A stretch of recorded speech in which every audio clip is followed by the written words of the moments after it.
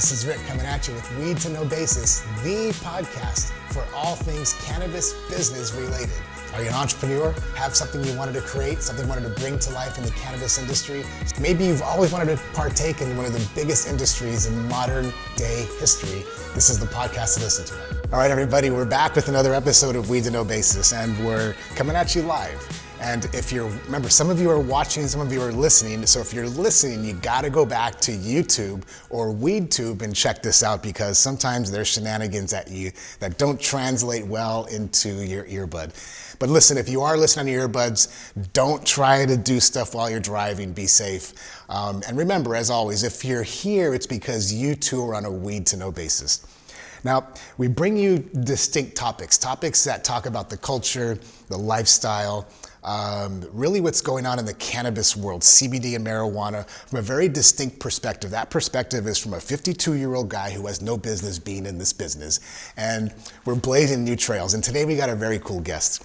I'm going to introduce you to this guy. You can already see him sitting next to me. He's probably going, okay, introduce me already.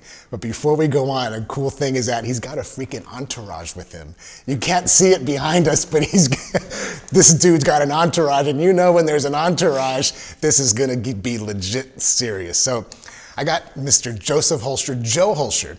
He's a managing attorney at Hoelscher, Cepeda, PLLC, a law firm right here in San Antonio, Texas. Welcome to the show, Joe. Well, thank you for having me, Rick. I'm Nice. looking forward to this. Very cool. And you know, the funny thing is that I'll go back to, we actually tried to do this episode on a Zoom call about 2 weeks ago, something like that. Yeah.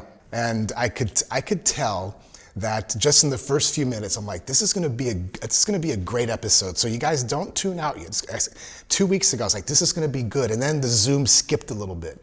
And I was like, oh, no, we need to do this live. So I really appreciate you coming down to our studio here. It's my pleasure. Cool. And also, you guys know that this is Hemp Q. So this is where we live. This is where we live and play and obviously record. So it wasn't just literally 20 minutes ago, this is probably TMI. I was in the gym working out, ran up, grabbed a shower, and came downstairs to record. So welcome. Give us an overview. Tell us, because when people think of law or like medicine or big topics, it's a really big topic. So tell us, share with us a little bit about, your background, what you do, and then why cannabis, or what you're doing to impact the cannabis space as an attorney. So started as a criminal defense lawyer, and now I'm largely a child welfare attorney. But the areas are linked. And in Texas, of course, as a criminal defense attorney, you handle a lot of pot cases. But I was raised by a lawyer named Jerry Goldstein and his partner, who's passed away, Van Hilly.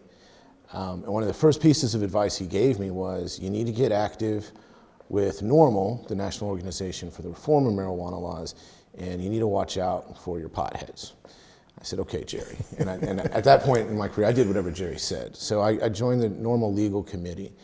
And back in those days, we used to say that we were trying to legalize marijuana one case at a time, just win every single case.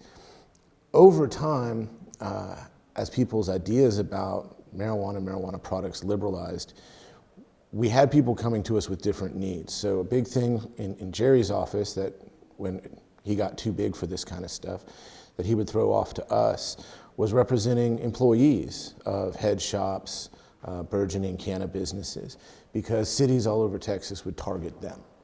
If they wanted to shut down the business, they would go arrest the staff and just create a headache for everybody.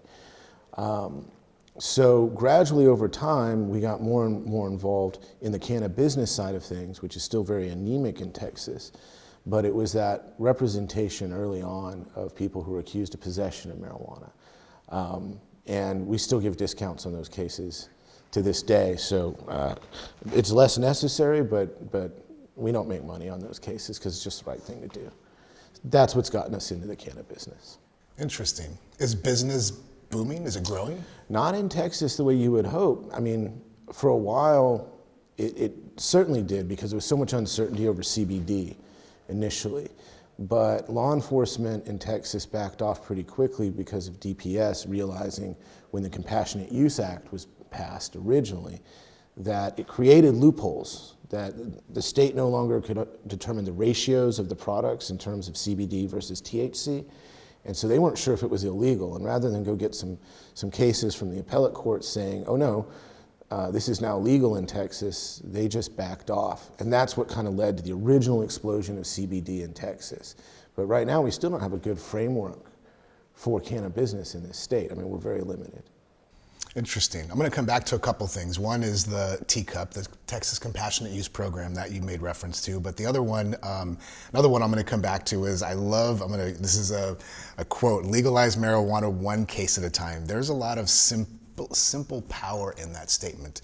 But so Texas, anemic, and just for clarity's sake for listeners or viewers, we're recording this. This is a uber cold day in South Texas. We had a cold front, literally snow came in last night in San Antonio, right? I didn't see it. I saw it on the news, and it's been like the first snow in 2 years, and so we're recording this in February of 2020, just to give you guys some context of where we're at and the statement anemic, because I got to agree. And where would, from your vantage point, the legal side, or even as just a concerned citizen side, what state would you point to that said and say, this is where Texas should be headed towards or needs to head towards? Is there a state you would point to? Man, there's so many different frameworks right now. Personally, I like what Colorado is doing and I like what Nevada is doing. Those are two models that I think could easily be adapted for Texas. I don't like what California is doing. I think it's created a market that's too expensive and just breeds, these big boy investor players instead of people who really have history within the industry, which is a shame because of California's history in the industry. Right. So those are probably the two states whose models I think would import best into Texas. Nice. What about Oklahoma? We are less progressive than Oklahoma. And so the advantage of us being behind the eight ball is we do get to look at other states and see what type of model could work here. And I think the Oklahoma model could work well for Texas too. Anything would work better than what we've got. The uniqueness about Texas is we do have a very strong conservative base in this state. And we have to, I think, respect their sensitivities to an extent. Because ultimately what we want to do is convert them to the cause. And we're not going to do that by ramming something down their throats that they're going to overreact to. Unfortunately, they've proven reactionary to even incremental change, which is making things hard. Interesting. And now we won't necessarily dive into the legalities or the politics of these states and their cannabis laws, but a lot of this really was to give you guys a perspective on what's going on. And I personally think you're spot on. And Oklahoma is a real conservative state. It's right in the middle of the country, and the fact that cannabis is thriving there, and I'm talking marijuana now, not CBD, but the marijuana industry is thriving. It's got to compel you, at least it did me for a while, to scratch my head and go, WTF, like what's going on? Because culturally they're similar to us. Now, I mean, Oklahoma and Texas don't like to hear that statement, okay, and I'd hate me a sooner, but the reality is, they have the same type of agricultural industry that we do. They have the same sort of religious makeup. They are a former part of Texas. And so if that type of legislation can sell in Oklahoma, there's no reason it shouldn't be saleable here. And the fact that Oklahomans are now getting on board once they see the improvement to their bottom line, to their tax receipts, that chaos has not ensued throughout the state. I think it is a good model for something that could happen in Texas if our politicians would get on board. Yeah, and so that alludes all the way back to the power really is with the people. It is. It's a matter of who you out there, whether you're a Texan or not, and whether you're in a rec legal, med legal state, whatever it is, the power truly resides in you and us in casting a vote. If this is something that one truly believes in, because there's a lot of people who say, I believe, and then come polling time, they're smoking a bowl at home. Our problem in Texas, man, is, they use these wedge issues. Like, we had the bathroom bill one year, and how when we needed to do major educational reform, and there's federal courts telling us we're not taking care of our kids, and CPS is making families worse, and we're under orders to go make all these major reforms, the big discussion in the legislature was about who can use what bathroom based on gender identity, which I had never heard anybody talk about before that election cycle. So it really is the top of our food chain in Texas politically that needs to change, because you will find support for cannabis all over the local level. In even some conservative counties, when you talk to the prosecutors, you talk to the local politicians, they're like, look, it's illegal, we're gonna prosecute it, but file your motions. And some of those counties were very welcoming to us when we came in. I mean, cases were just going away. And we could expunge those off people's records, particularly for military personnel and other people who had special issues. And you would think you're talking to some guy in the middle of West Texas who is wearing a hand-tooled leather belt and chewing tobacco, and he's the sheriff, and you can get rid of cases there with a phone call. It doesn't make sense that there's a small clique at the top with like Dan Patrick, Greg Abbott, who are sitting on this legislation, because the tide's turned. The polls say that the public is on our side. Yeah. Interesting. The power is the power is with the people. That's the truth. And so, before we started recording, we were talking about, and for those of you who aren't in Texas, this has as much relevance to you as it does to Texans. I'm originally from Southern Cal, and so even though they may be, eons ahead of us, they still had to go through these same gateways or wickets or whatever to benchmarks to get to where they are. So, or the states that are still further behind Texas. But one of the things you mentioned or we talked about was Austin. Recently passed a decriminalization, I'm not a lawyer, but decriminalization law, which meant that I guess they weren't going to prosecute low-level marijuana cases. And then I believe it was the chief of police came out and said, yeah, we ain't going to do that. Yeah, I mean, that's the problem in Texas, is that you have elected officials who are just willing to ignore what the voters want. The city council says, yep, this is not going to be a priority for us, we have other problems, let's legalize, or, well, decriminalize, really. And your law enforcement agency comes out and says, nope, we're still going to arrest people and create all the problems that we've been creating. Personally, I think he's opening himself up to some lawsuits, and I don't think it's going to work out well for him. But they also have a kind of toxic conservative DA, which is weird for Travis County, which is a very liberal county in Texas. So it's the two law enforcement sides, the prosecutors and the cops, who are still resisting. I do not know why they would do that. I just don't understand it. Keeping Austin weird, huh? Austin is weird. You'd think they would settle into that groove a little bit. I mean, and you would think that from what I've read, and my daughter lives in Austin, there's a lot of California migrants, like people migrating from California to Austin. You would think that it would become even more progressive, but it seems to be doing the dial turning the other way. I think we're just getting that last reaction, people are it's the last bit of resistance before the tide turns, is kind of my hope, at least, but I've been hoping that for a while. Yeah. So we'll see. So you mentioned in the beginning NORML, and for those of you who are, it's not normal like I'm normal, you're abnormal, it's NORML, NORML, and this is an organization, national, with chapters in likely most cities. I know we have a chapter in San Antonio. Share with us what you do with the group NORML. So I'm on their legal committee, which is a group of attorneys who originally we were just lawyers who committed ourselves to either marijuana advocacy publicly or to pro bono representation of people who were being abused under prohibition. It has since grown. The legal committee used to be a real small clique of lawyers, and now people, I think, because of public opinion, are starting to use it for marketing, but there's a lot more true believers that are willing to come out publicly. So the legal committee has expanded massively across the state.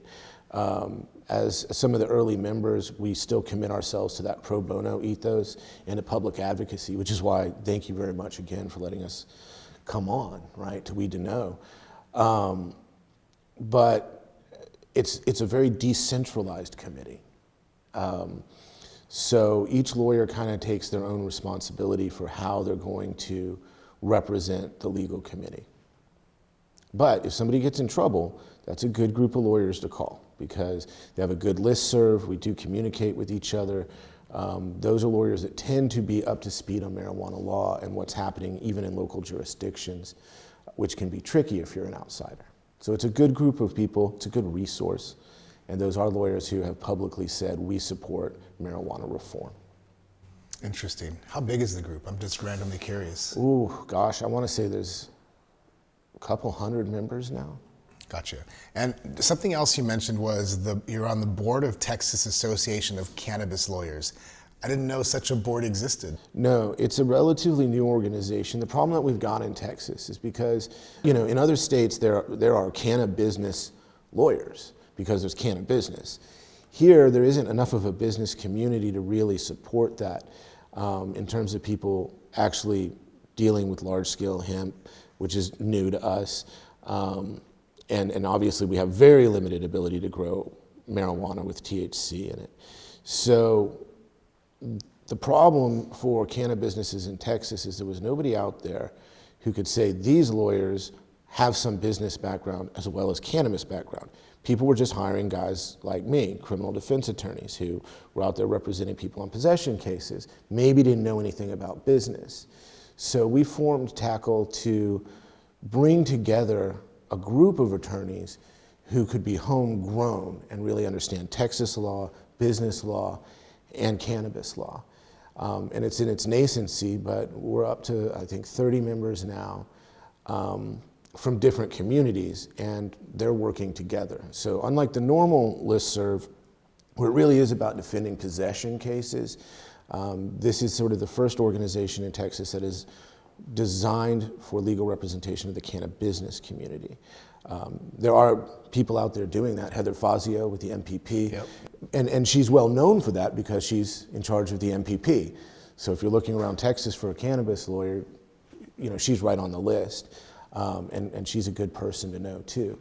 Our goal was to produce something that wasn't just advocacy, but was related to business. Like, let us take care of your day-to-day needs for a very special industry. Right. Interesting. Maybe this is a segue or just a little left turn, but so Texas now, and there's a lot of states that are in the same place that Texas is in as far as marijuana and or versus CBD. So CBD it's everywhere now in the state. It's everywhere, period. It's in gas stations, it's on corner stores, it's in grocery stores. Being that Texas isn't a marijuana legal state and CBD is, are you seeing, or do you even notice that are there as many problems with CBD companies or consumers as there are with marijuana in the state? So briefly, yes, there were. And they were going back, law enforcement was going back to the same model that they used just to prosecute head shops in general. They would go round up the employees and seize the stock. Now we're not seeing it. It's an explosion. You've got some municipalities that are opposed and are trying to regulate it. The problem that we've got now in Texas, and it's not just unique to us, is that the CBD industry is highly unregulated. So while we've determined in Texas that CBD is legal to sell, you have no quality assurance. It's very difficult for consumers to know what product they're getting and to know that what they're getting is going to be suitable for their needs. Because we also don't have a lot of doctors who are educated on how to dose this. So people are kind of going at themselves. That's the problem with that industry, and it's going to create a lot of liability for folks down the line, the people running those businesses, because a lot of them are mom and pop locals who have contracted with a provider out of state and don't really understand their product. Like we saw with the cheap vape pens coming from China and all of a sudden massive health problems. People are going to get sued for that. People have already been sued for that. Yeah. They're going to get sued for the CBD products too, and now the FDA is stepping in. So it's a risky business for mom and pops who don't really understand what they're doing and don't have good partners, who are getting certificates of analysis and things like that.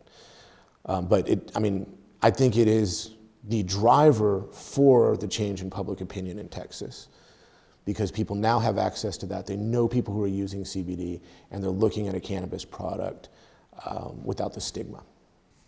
Interesting. Is there, like, I'm just randomly curious now. So is CBD a stepping stone into, let's say, medical marijuana, which is a stepping stone into recreational legal marijuana? I think it is. I mean, it's familiarizing the public with cannabis products. The risk is if we get bad products out there and you start seeing these types of lawsuits, it could hurt public opinion and then damage our industry in Texas. But I think it has been a stepping stone so far.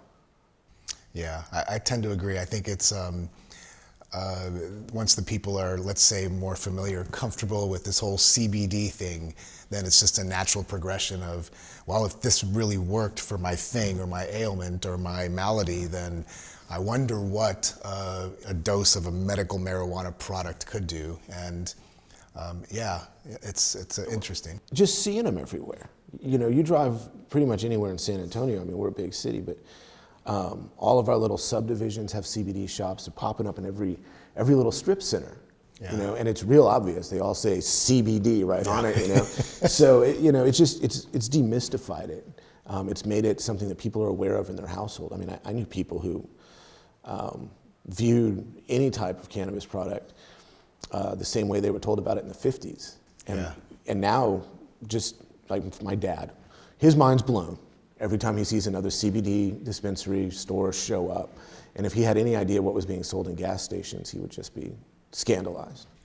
I know, we made light of it, kind of a joke, but it's true, about buying sushi in gas stations.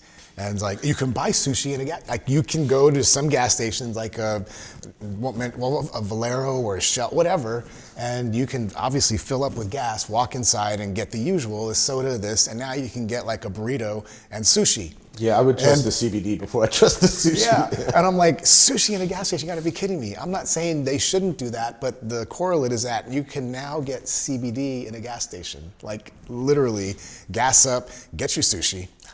I would not do that. And your bottle of CBD. The challenge is this though, and this is just my editorial comment here, and I'm speaking now as somebody who's a leader and also a practitioner, I'm a registered nurse, is ask the young man or woman behind the counter to explain what the heck you're buying. Just ask them. Or even forget CBD, ask them what's in the sushi. Yes, it's a strange new world, and the fact is we have the opportunity to complain about it or to live and affect change. So I really dig that. You're not just an attorney, you're doing work to really, let's say, elevate the industry and move it forward. You mentioned the Compassionate Use Act, and it's called TCUP, Texas Compassionate Use Program. And since you brought, it wasn't on my radar, but I'm curious now because I think it was last year, or several years ago, the state of Texas, the TCUP program, we now have 3, let's call them marijuana dispensaries. They're a lot different than you would find in Nevada or California, but it's the beginning of our program. They were supposed to release, I guess, the second iteration late last year, and then one day the door closed. And they said, we're not going to take applicants, it's done. What's going on with that? What's going on with the Compassionate Use Program in Texas? So the legislature was under pressure to expand it, and they did, but it's still an incredibly limited program. There's only a small list of conditions that can be treated. Our doctors are still required to prescribe instead of recommend something for obviously an off-label use. So there's not very many doctors who are willing to do that because it violates some of the national ethical standards for them. So what we saw in the first round is that really there wasn't a whole lot of success. I mean, one of the first licensees never really opened up and created any product. Another one has announced that they want to come out of the market because they're not making enough money. You've got another one that's Die Hard, but you only have a handful of doctors around the state, like I think 30 the last time I checked, who are even willing to evaluate people and maybe prescribe marijuana. So it's not economically viable unless somebody's in it for the long haul just to be the first and establish their reputation. The more recent problem that freaked DPS out is because we legalized hemp in Texas, now it's hard for law enforcement to figure out what's hemp and what's not hemp. And a good friend of mine, Daniel Mailer, just got a lot of publicity because a client of his, and he's the president of Tackle, got pulled over with a trailer full of hemp, which the cops thought was marijuana. They impounded it. It rotted. They had to give it back, and now they're discussing how much money the government is going to pay for ruining a legal crop. But until they can figure out what's marijuana and what's hemp, DPS won't license anybody because it's just going to create a problem. They already have an issue. Marijuana prosecutions are failing across the state. And now if you let people start growing it here, how are you going to know what's legal marijuana, what's hemp, and what's being brought in from Colorado and Oklahoma? And so they've just said, we're going to shut it down.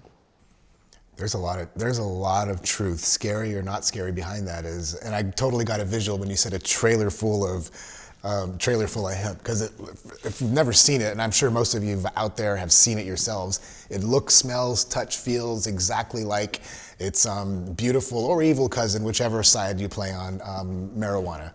And I totally can see that, a trailer full of hemp. And that this guy has some paperwork, this trucker, and he's trying to, explain to the DPS and local cops, no, I'm certified and everything, but they're like, no, because law enforcement's been trained for years that you get to search any vehicle if you just smell marijuana, and that's nationwide. And it's the number one excuse to kind of get into a car. It could be the windiest day in the world, it could be a hurricane out there, and they're like, no, I smelled marijuana. And the Supreme Court says basically you get to search that vehicle. So the odor of marijuana for cops is this silver bullet. And to be told that you can't seize this giant trailer full of what smells like marijuana, I mean, it was mind-blowing to them. And I think it's going to be mind-blowing when they come back on the forfeiture action, because my understanding is that it was about $1.5 million worth of hemp. That's a lot of hemp. Teachers, nurses, and law enforcement have, in my opinion, the toughest jobs. Yep. It's the most ungratuitous job. It's one of the most important jobs out there. And man, if you do things right, you still get in trouble. If you do things wrong, you get in trouble, and there's no... It's because we don't have a good system here. Yeah. I mean, these guys have paperwork and they have, certificates of analysis, but the cops haven't been trained to do that. There's no certifying agency that can say, here's a legal crop in Texas, and give you a stamped piece of paper, or seal the load with tags to make sure that an officer knows it's legal. So what's a good Texas cop gonna do when he sees that load coming through? I mean, because we got the same loads coming from Mexico too. It's true. So it's an expensive mistake, and that's why DPS shut it down. Definitely lots of work to do, and it's awesome that there were groups, there are attorneys, there are professionals who are committed and dedicated to moving that needle in a positive direction. And it's here to stay. It's coming. Whether you like it, support it, or whatever, it's on the fast train to here, especially in Texas, I believe. I think so. Our challenge is just to come up with a responsible system that takes care of everybody, all the stakeholders, and we get a good public policy. Because we do need to take care of law enforcement, we do need to take care of consumers, and we do need to take care of our business partners. Right. Interesting. And even as an attorney, I would imagine that just because it becomes legal on whatever day or time, it doesn't mean that there's less work for an attorney. It probably means it opens up an entire new vertical of clients. Absolutely. And I like that so many of them are mom and pop, because we have a real opportunity to educate them about basic business law and help them become successful. But no, I love doing pro bono stuff. The fact that a lot of jurisdictions don't want to process low-level marijuana anymore, including here in San Antonio, that doesn't affect my bottom line at all. I know there are some lawyers out there who might be upset because we've been doing it on the cheap for so many years. For us, it just feels like victory. Yeah, awesome. And just for record, guys, whether you're listening or watching, we're going to put links, and we're going to share links where you can find Joe and their law firm here in San Antonio later. So, but I know one of them, you mentioned you have a Facebook page, and just in case you can't spell Hoelscher Gabia Cepeda PLLC, it's HGC Law, and that's on Facebook, and we're going to share the links on the show notes and all that later. So if you're kind of wondering or thinking, okay, where do I find this guy? Facebook, it's HGC Law, and then Twitter is Hoelscher Law. It's tell us you came from Weed to Know, and we'll give you the good deal. Yeah, you get the homie hookup. I was trying to think of let's do a weed to know gang sign. We said, you're gonna get the You're homie gonna be West hookup. Side, dude. Yeah, you're gonna go West Side. Hey, in some towns, West Side is the cool side. Like LA, you go to West LA, that's where you want to be. But this has been so cool. I'm really digging this, and I'm glad that you were able to come to the studio. So This is great. This is nicer than my office. Yes. We're here in the studio. So Joe, tell us where folks can find you. Your URL, whatever it is you want to share. It's hgclaw.com. And everything we're trying to market is HGC because of our impossible to pronounce names. But HGC Law, you should find us. And if you want to go look at some other good lawyers, TACL.org is the Texas Association of Cannabis Lawyers. TACL, I did not know that. And just to clarify, guys, if you type in hcglaw.org and you get to some hormonal growth therapy company, you probably typed in HCG instead of the other way. So make sure you go to it's hgclaw.com. Joe, this has been a super cool. Thank you.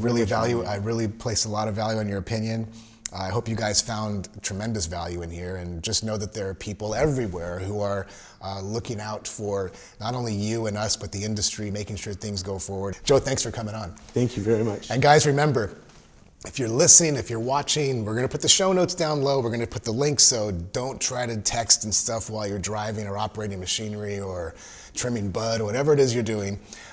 Pay attention to what you're doing. We're gonna put the notes here. If you're watching, if you're listening, if you're tuning in, it's because you two are on a weed to know basis. And don't forget, go to weedtoknowbasis.com to get the other shows, really get in the know about how the industry is moving from the guy who never expected to be doing this show before. Have an awesome rest of the day, guys. Peace.